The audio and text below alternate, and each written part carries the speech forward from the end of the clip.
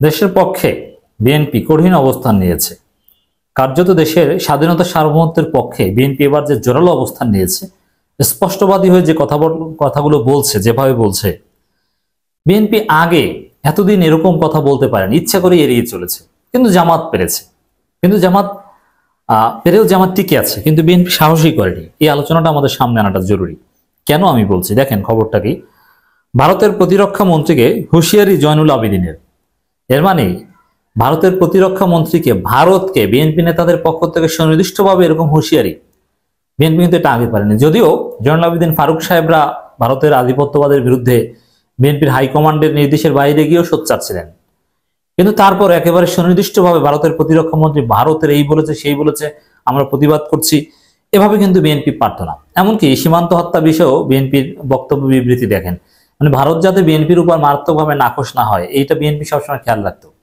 গত 15.5 বছর যাবৎ এটাই করছে। এমনকি ভারতকে খুশি করার জন্য জামাতকে দূরে সরিয়ে রাখা, বিএনপি সরকারের সাথে যারা মন্ত্রী দায়িত্ব পালন করেছে তাদের মৃত্যুতে কোনো কথা না বলা, একটু জানাজা পড়তেও না যাওয়া, কত অমানবিক কাজ বিএনপি করেছে শুধুমাত্র ভারতকে খুশি রাখার জন্য।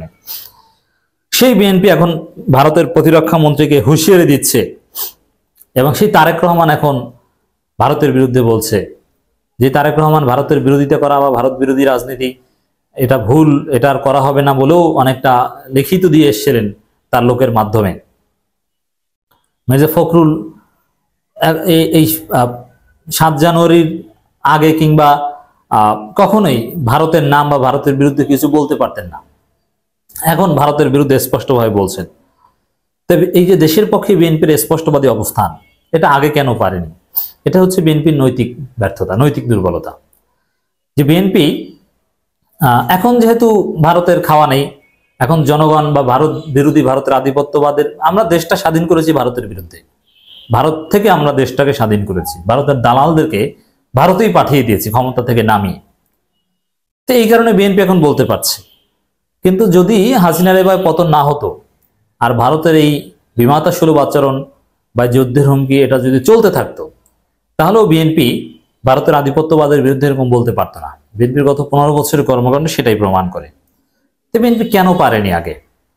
আর জামাত তো ভারতের বিরুদ্ধে বলেছে এবং ভারতের নির্যাতনের শিকার হয়েছে। জামাত নেতাদের ফাঁসি দিয়েছে কার্যত ভারত, জামাত পেরেছে, সেই জামাত তো টিকে আছে। তো বিএনপি ভারতের বিরুদ্ধে গেলে কি টিকে থাকতে পারতো না?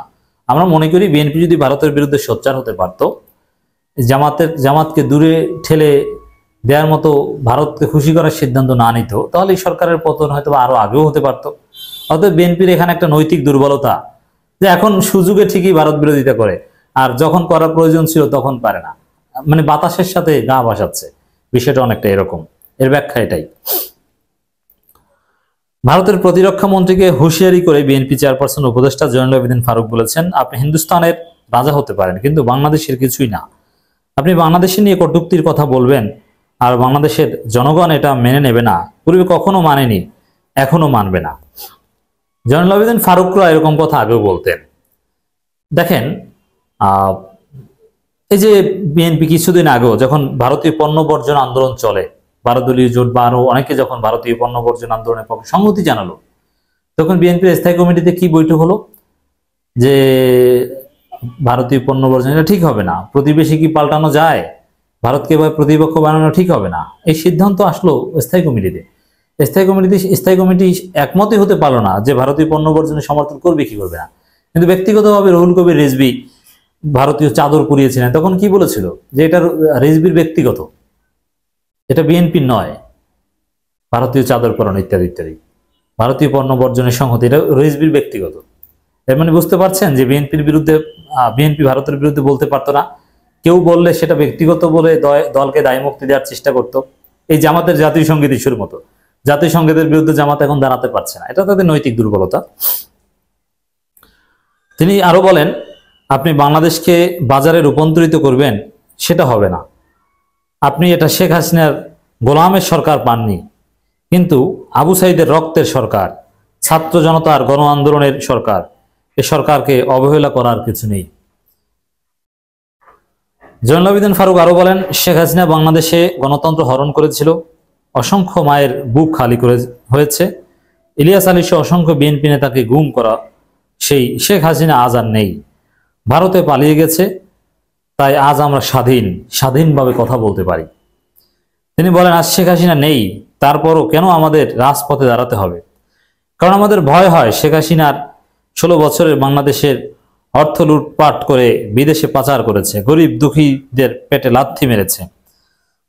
তার দোসররা বিভিন্ন জায়গায় এখনো প্রতিষ্ঠিত, তারা আবার ষড়যন্ত্র করার চেষ্টা করছে। তাই অন্তর্বর্তীকালীন সরকারকে বলবো, তারা যেন আবার সুযোগ নিয়ে বাংলাদেশের মানুষের শোষণ না করে, এ বিষয়ে সতর্ক থাকতে হবে। যাই হোক, আমার মূল কথা এটাই যে এখন যেরকম দেশের পক্ষে, দেশের স্বাধীনতা সার্বভৌমত্বের পক্ষে দাঁড়িয়ে ভারতের বিরুদ্ধে সোচ্চার হতে পারছে, বিএনপি এটা আগে পারেনি, হাসিনা পতন হওয়ার আগে পারেনি।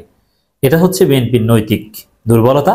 আর জামাত অলওয়েজ পেরেছে, নির্যাতিত হয়েছে, হত্যা শিকার হয়েছে, তারপরও তারা রাজনীতি করেছে, টিকে আছে। এটা হচ্ছে জামাতের নৈতিক শক্তি।